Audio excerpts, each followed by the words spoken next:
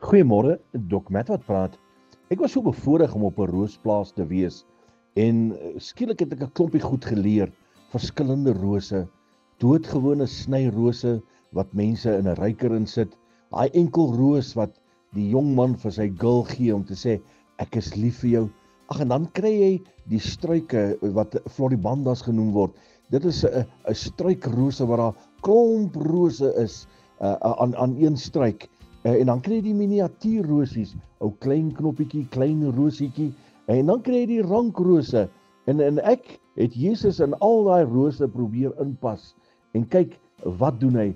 En as ek kyk na die rankrose, is hy die God wat rank. Daar waar jou probleem is, dan kom hierdie soete roos, kom Jesus tevoorskyn, dan is hy daar. As jy kyk na die mooi snyrose, lieflike, skone roos, Jesus, koning van konings. As jy kyk na die Floribandas, jy kan menige probleme hê, dan kom Jesus met sy grootheid en dan kom help hy, want hy kan menige probleme vir jou uitsorteer. En al is jou probleem klein soos 'n miniatuurroos, die kleinste dingetjies, hy kan dit ook vir jou uitsorteer.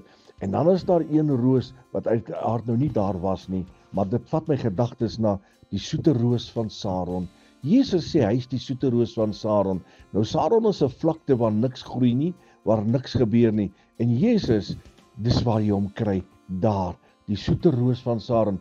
Daar waar dinge vir jou in die lewe nie meer saak maak nie, daar waar jy voel jy's moedeloos, daar waar jy voel jy sit op 'n muurshoop en niks rondom jou wil regloop nie, kan ek jou verseker, die soete roos van Saron, hy's daar. Daar waar jy hom op jou nodigste het. En ek dank hom dat hierdie soete roos van Saron my koning en my Heer is. Herlewingsgroete.